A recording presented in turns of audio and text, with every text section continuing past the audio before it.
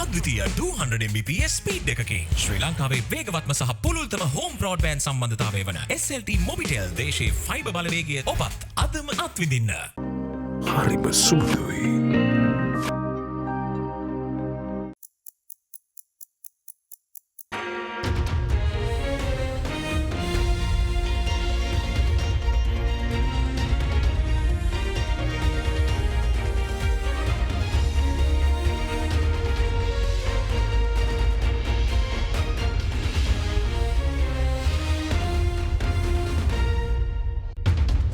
Tonight on First at 9 this Wednesday, the 26th of July 2023. All-party conference. President Ranil Wickremesinghe convenes an all-party conference to discuss the implementation of the 13th Amendment amidst other initiatives. Opposition opposes. Opposition MPs skeptical about President's true motives behind the all-party conference with hesitant responses when spoken to earlier in the day. 13 වෙනි ව්‍යවස්ථා සංශෝධනය පිළිබඳ දක්වන අදහස ව්‍යාජ කපටි අදහසක්. Brighter days. IMF casts a positive global outlook, confirming that inflation is due to come down as GDP spikes are to be expected. Alliance Finance මෙතුරු රන්නයි සේවාවෙන් රන් පවුම්කට රුපියල් 1,70,000ක ඉහළ අධිකාරම. ඔබේ විශ්වාසය දිනු සෙන්සුරයින් දැන් ළඟමැති ෆාමසියෙන් ලබාගත හැක. This is AdaDerana First at 9. Live from Studio 24 in Colombo. Good evening and a warm welcome to you from AdaDerana's First at 9. I'm Jonathan Benedict. Let's take a look at our top story this evening. The all-party conference convened by President Ranil Wickremesinghe to discuss the National Reconciliation Programme is currently being held at the Presidential Secretariat. Groups representing the ruling party in Parliament as well as opposition parties have participated in it, but the United Republican Front has boycotted this conference. The all-party conference called for by President Ranil Wickremesinghe started today at approximately 5:30 p.m. at the Presidential Secretariat. The aim of this conference is to inform and update party leaders in Parliament about both the National Reconciliation Programme and the North and East Development Plan. During the meeting, the President stressed that the 13th Constitutional Amendment affects the entire country and as such should be addressed with the participation of all political parties and not only the Tamil MPs. The President added that further emphasis needs to be placed on the sustenance of the provincial council system, with special regards to the shortcomings within the system, as 7 of the 9 provinces have a majority of Sinhalese residents living within. අපි තමයි මේ රටේ ප්‍රධාන විපක්ෂ අපි එතනට යන්නේ කතා කරන්න. එතන සජිත් ප්‍රේමදාස මැතිතුමා හරි තීරණය අරගෙන තියෙන. යන්න ඕනේ කියලා. 13 වෙනි සංශෝධනය අපි කතා කරන්න ලෑස්ති. හැබැයි කතා කරන්න දෙයක් නෙමෙයි. 13 වෙනි සංශෝධනය ජනාධිපතිතුමා ක්‍රියාත්මක කරන්නේ. රනිල් වික්‍රමසිංහ මහත්මයා 13 වෙනි ව්‍යවස්ථා සංශෝධනය පිළිබඳ දක්වන අදහස ව්‍යාජ කපටි අදහසක්. හැබැයි වික්‍රමසිංහ මහත්තයා හිතනවා පුරුදු විදිහට ඔහුගේ පරණ උපාය මාර්ග අනුගමනය කරලා මම නම් ලෑස්ති දෙන්න අනිත් අයගෙන් අහලා බලමු.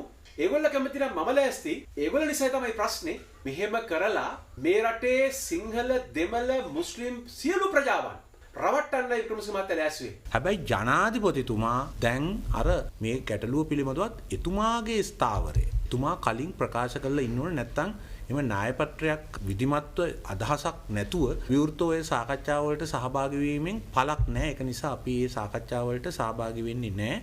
හැබැයි ජනාධිපතිතුමා තමන්ගේ යෝජනාවල ඉදිරිපත් කළොත් ඒ ගැන සාකච්ඡා කරන්න සූදානම්. ජනාධිපතිවරයා සර්වපාක්ෂික සමුළුවක් හැඳවනකොට කලින්ම එන්නේ නැහැ කියන එක හරියන්නේ නැහැ. සර්වපාක්ෂික සමුළුවේ මොනවද සාකච්ඡා කරන්නේ කියලා බලලා එතනදි විරුද්ධ වෙලා නැගිටලා යන්න පුළුවන්. හැමදේටම විපක්ෂයේ විරුද්ධ වීමේ න්‍යාය තමයි අපිට පේන්නේ. අනිවාර්යයෙන්ම සියලු පක්ෂවල එකමුතුව වැදගත්. අද අකමැති වුණත් ටික දවසකින් හොඳ දෙයක් වෙනකොට සියලු දෙනා එකඟතාවයට පැමිණෙනවා. A special discussion was held today under the patronage of opposition leader Sajith Premadasa with a group of ambassadors representing 12 countries and representatives of the parties in the opposition, where the current situation of the country was discussed at length. The consolidation of democracy, securing the constitution and conducting local and government elections were discussed in the meeting. With this in mind, the threat posed on the general public as a result of the postponement of elections were also mentioned by the opposition leader.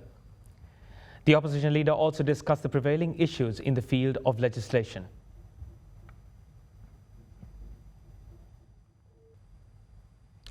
The Minister of Transport and Highways, Bandula Gunawardena, yesterday spoke on the various initiatives taken by the local government to shift to an energy-based transport system, adding that advances are essential to be materialized in the industry in order to motivate investors in mass-producing e-vehicles.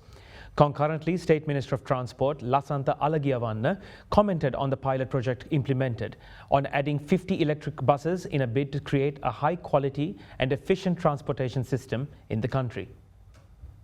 The Minister of Transport and Highways, Bandula Gunawardena, attended a national consultation meeting on accelerating the transition to electric mobility for public transport in Sri Lanka yesterday. Addressing the inaugural session, the minister mentioned the various forthcoming events in relation to the deployment of electric buses in the country. Comprehensive long-term vision for electric vehicles policies is still required. A comprehensive document with legal backing will help to bring all except related to electric mobility together. The policy at national level will show way forward to all the initiatives across the country, and it will be helped to integrate the standalone efforts to collaborative initiative on the technical side. There are essential improvements that must be made in battery technology to boost makeup of electric vehicles. Most significantly, there are not enough recharging and refueling points, while a larger part of the infrastructure needed to get these vehicles. The aim is to have enough charging and fueling points with other requirement infrastructure so that investors and companies find worthwhile to mass produce vehicles. Meanwhile, State Minister of Transport Lanka expressed his views on the implementation of electric buses in the country during a press conference held at the Presidential Media Centre. මේ වන විට අමාත්‍ය මණ්ඩල තීරණයක් ලැබිලා තිබෙනවා. ලක්දිව ඉංජිනේරු ආයතනය දේශීය හා විදේශීය ආයෝජකයෙකු සමග ඒකාබද්ධ වෙලා විදුලි ධාවනය වන බස් රථ නිෂ්පාදනය කිරීමේ ආයතනයක් ඇති කරන්න කියලා. ඒ අනුව බස් රථ 50කින් නියාමක ව්‍යාපෘති ආරම්භ කරලා අපේ රටේ විදුලියෙන් ධාවනය වන බස් රථ ප්‍රචලිත කිරීම ආරම්භ කරලා තිබෙනවා. In other news, police fired water cannons this afternoon in an attempt to disperse a protest march staged by the Inter-University Students Federation, or IUSF. The demonstration was organized this afternoon in Colombo, demanding the release of 2 IUSF activists who have been in remand custody for over 200 days. According to AdaDerana correspondents, water cannons were used to disperse the protesters near Lipton Circus when they attempted to march towards the University Grants Commission.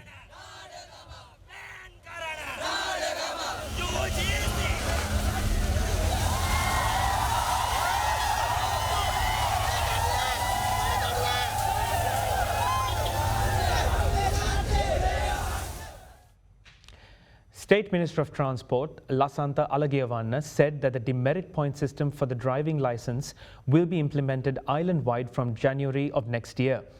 In a press briefing held yesterday, the minister said demerit point systems for traffic offences will commence by January 1st of 2024. And under this system, a driver who accumulates 24 demerit points will have his or her driving licence cancelled immediately. Authorities on various occasions attempted to implement the system in the country. However, they were successful this time. The minister also said action had been taken to issue light vehicle driving licenses to the hearing impaired persons in the country, and a pilot project is being carried out already in the Gampaha district.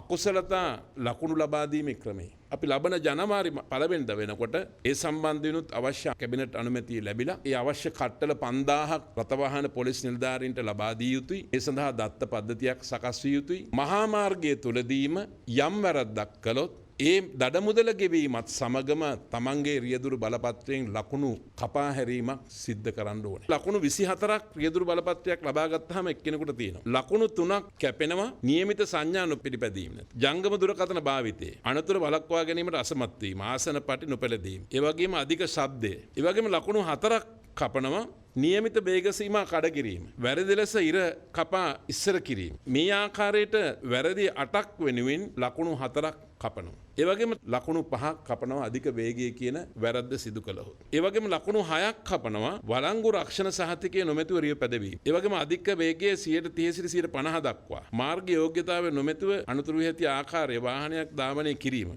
අපරීක්ෂාකාරී ධාවනය නොසලකිරීමත් බව. ඒ වගේම ලකුණු 8ක් කපනවා වේගයේ 150ට වඩා වැඩියෙන් ධාවනය කළොත්. මාර්ග අනතුරකින් පසු වාහනේ නතර කිරීමකින් තොරව පලා යෑම කියන කරුණ සඳහා ලකුණු 10ක් කපනවා. ලකුණු 24ම කැපුවොත් මාස 12කට එයාගේ බලපත්‍රය අත්හිටවනවා. අවසන් වරට කරන ලද වැරද්දකට පස්සේ වසරක් වැරදි නොකළ හිටියොත් ඒ කපපු ලකුණු ප්‍රමාණය ලකුණු 6ක් අඩු කරනවා. ඒ වගේම අවසන් වරට වරදක් කළාට පස්සේ වසර 2ක් වැරදි නොකර සිටියොත් නැවත බිඳුව බවට පත් වෙනවා. ඒ වගේම අපේ රටේ ශ්‍රවණාබාධිතයින්ට විශේෂ අමාත්‍ය මණ්ඩල අනුමැතියක් අරගෙන නමම ලාංඡනයක් අපි වාහනවලට අපි ලබා දීලා රියදුරු බලපත්‍ර ලබා දීමේ වැඩපිළිවෙල ජනවාරි 1 වෙනිදා ඉඳන් ක්‍රියාත්මක කිරීමට අවශ්‍ය ක්‍රියාමාර්ග අරගෙන තිබෙනවා. The Secretary of the Government Medical Officers Association, Dr. Haritha Alutke, says that there is a risk of suspension of surgeries such as kidney transplants due to the shortage of medicines, adding that certain types of drugs seem to be completely unavailable at this point. The health official also emphasized that the NMRA not having a sufficient number of registered medicine suppliers have led to an excessive emergency of purchases. He further stated that the number of emergency purchases is likely to increase up to a staggering 700 purchases by the end of this year. ජාතික වකුගඩු රෝහල ඇතුළු වකුගඩු රෝහල් වල වකුගඩු බද්ධ කිරීමේ ශල්‍ය කර්ම නතර වීමේ අවදානමක් සම්බන්ධයෙන් ඖෂධවල බරපතල අඩුපාඩුවක් සමහර ඖෂධ නැත්තටම නැති තත්ත්වයට පත් වෙලා තිනවා. ඒ තත්ත්වය යටතේ ඉදිරියේදී මේ ශල්‍ය කර්ම නතර වෙන්න අනතුරු ඇඟවීමක් මේ වෙනකොට සිද්ධ කරලා තියෙනවා කියන එක තමයි දැනගන්න ලැබුණේ. ඒතකොට දැන් නැවත අපි මේක නැති වුණාට පස්සේ නැවත විකල්පයේ විදිහට ඉතුරු වෙන්නේ හදිසි මිලදී ගැනීම විතරයි. ඒතකොට ලක්ෂ 2 වෑල් එක ලක්ෂ 20ට 30ට මිලදී ගන්න පුළුවන්. ඒතකොට දැනටමත් සමහරව පෞද්ගලිකාංශය ඒවා ගහලා ස්ටොක් කරගෙන ඉන්නවද දන්නේ නැහැ. හදිසි මිලදී ගැනීම වලට යන්න වෙන්නෙම ගොඩක් වෙලාවට මේගොල්ලෝ කියන කාරණේ තමයි ඖෂධ නියාමන අධිකාරිය තුල ලියාපදිංචි සැපයුම් කරුවන් ඉන්නේ එක ඖෂධයකට එක්කෙනෙක් නැත්තම් දෙන්නේ. සමහරට ඒ දෙන්නා චේතනාන්විතවම මේකෙන් ඉවත් කරනවා. මොකද ඒ අය කලින් ගෙන්නපු ඖෂධ වලට රුපියල් මිලියන ගණන් තියෙනවා නම් හිඟ මුදල් ගෙවන්න ඒවා ගෙවන්න නැතුව පරක්කු කළාම ඒ අය මේ වැඩෙන් අයින් වෙනවා. මොකද ඒගොල්ලෝ බිස්නස් එකක් නේ කරන්නේ. ඒතකොට අවසානයේදී සිද්ධ වෙන්නේ ලියාපදිංචි නොවෙච්ච සැපයුම් කරුවෙක් හරහා තත්ත්වයෙන් බාලා ඖෂධයක් ගෙන්නනවා. දැන් මේ වෙනකොට තීරණය කරන්න තියෙනවා නැවත වතාවක් ඖෂධ 130ක් හදිසියෙ මිලදී ගන්න යනවා රාජ්‍ය ඖෂධ නීතිගත සංස්ථාවට මේ සැපයුම කරගන්න බැරි නිසා රජෙම දිහත් වෙලා ගියා. විගණකාධිපති වාර්තා අනුව පැහැදිලි වෙනවා සමස්තයක් විදිහට මුළු අවුරුද්දම 2021 අරන් තියෙන හදිසි මිලදී ගැනීම 200කට කිට්ටු ගන්නවා. නමුත් 2022 මේක 700කට වැඩි වුණා. 700කට එහා පැත්තේ. දැන් 2023 මේ වෙනකොට 300 පැනලා තියෙනවා. මේ අවුරුද්දේ වෙනකොට 600 700 මට්ටමට යන්න ඉඩ තියෙනවා. Business news on the other side of this short commercial break. Stay tuned.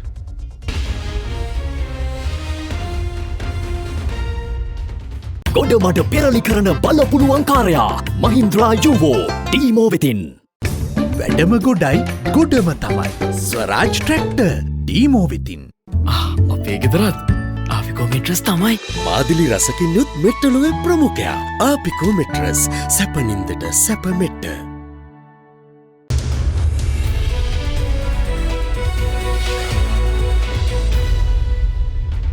Welcome back. Sri Lanka sold 155 billion rupees worth of treasury bills at an auction held on the 26th of July, with yields falling across maturities as compiled by data from the central bank. 97 billion rupees worth of 3 months treasury bills was sold at 19.96%, down by 3 basis points from a week earlier. 34 billion rupees worth of 6 months treasury bills was sold 8 basis points down at 17.69%. While all 23 billion rupee 1-year bills were sold at 14.29%, down by 6 basis points.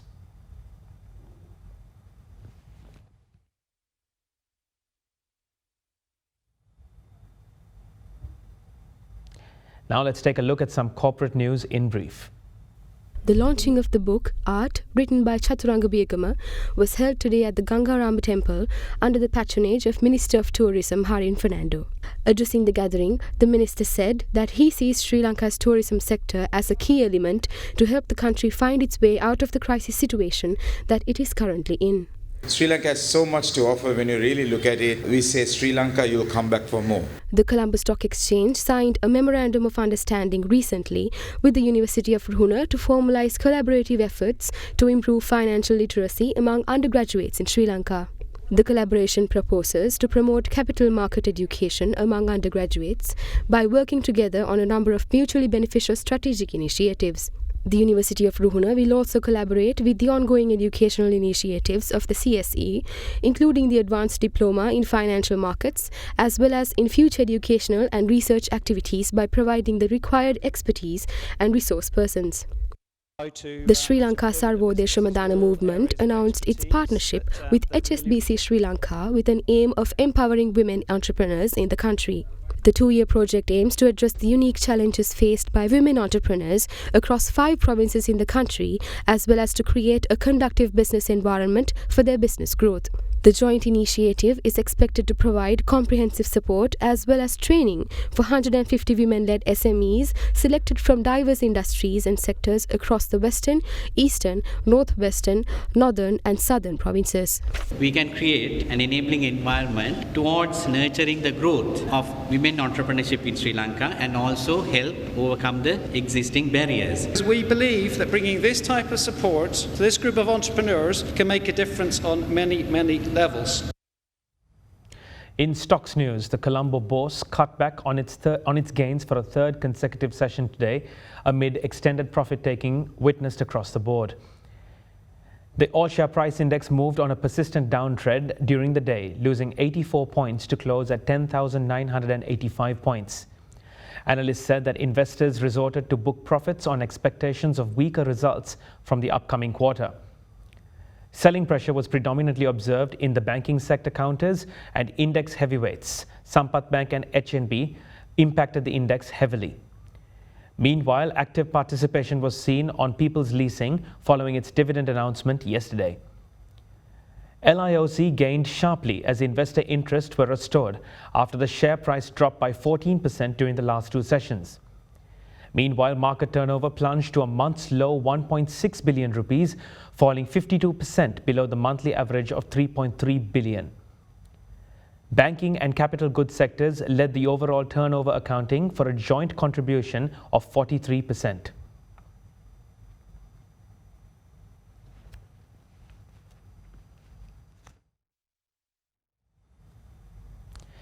The International Monetary Fund raised its 2023 global growth estimate slightly, given resilient economic activity in the first quarter, but warned that persistent challenges were dampening the medium-term outlook.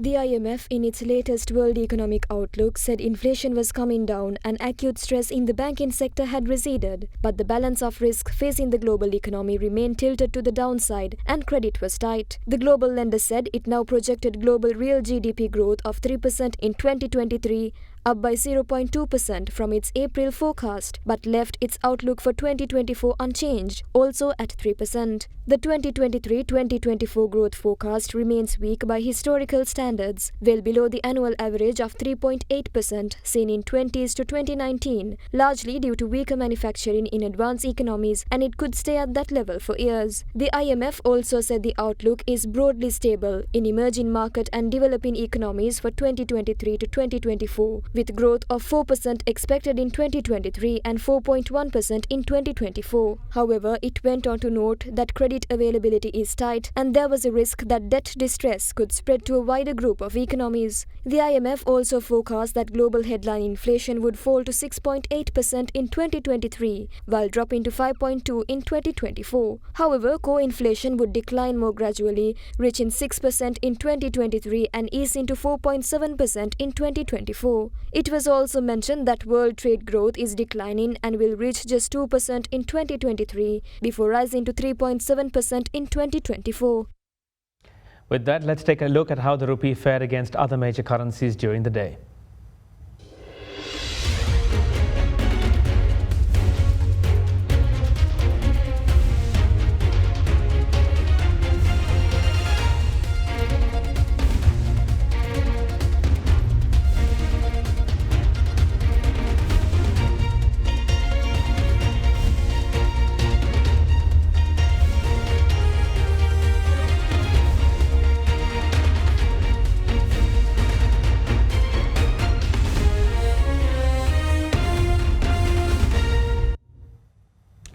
The Federal Reserve is expected to gain interest rates by 0.25 percentage point when markets and businesses reopen in Washington, D.C.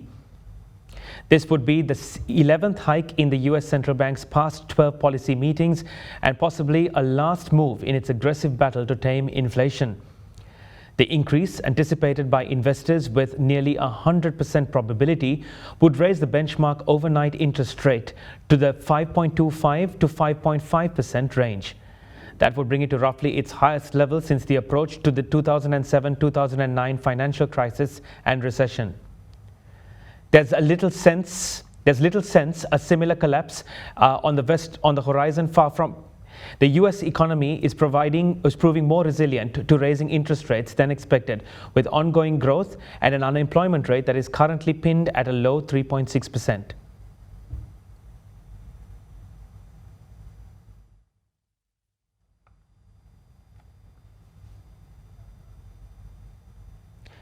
Global oil prices slipped today, with investors cautious ahead of an expected Federal Reserve rate hike later in the day and a possible increase in US crude supplies. Brent crude futures were down 93 cents to $83.71 a barrel, while US West Texas Intermediate crude was down by 95 cents at $78.68. Both fell by more than $1 earlier in the session, after hitting 3-month highs yesterday. Oil prices have rallied for 4 weeks, helped by signs of tighter supplies, largely linked to output cuts by Saudi Arabia and Russia, as well as Chinese authorities' pledges to show up the world's second biggest economy. Although market expects Saudi Arabia to roll over its August output cuts to September, Reuters reports suggest that Russia is expected to significantly increase oil loading in September, bringing to an end steep export cuts. Meanwhile, concern is high over whether China, also the world's second biggest oil consumer, will deliver on its policy pledges. Meanwhile, yesterday, market sources, citing American Petroleum Institute figures, indicated US crude stocks rose by about 1.32 million barrels in the week that ended in July 21. That wraps up all the news I have for you this evening. Do join us again at the same time tomorrow to stay up to date with news in Sri Lanka and around the world. For now, I'm Jonathan Benedict, wishing you a good night and a blessed Thursday ahead. For news and information you can trust 24 hours a day, visit AdaDerana.lk.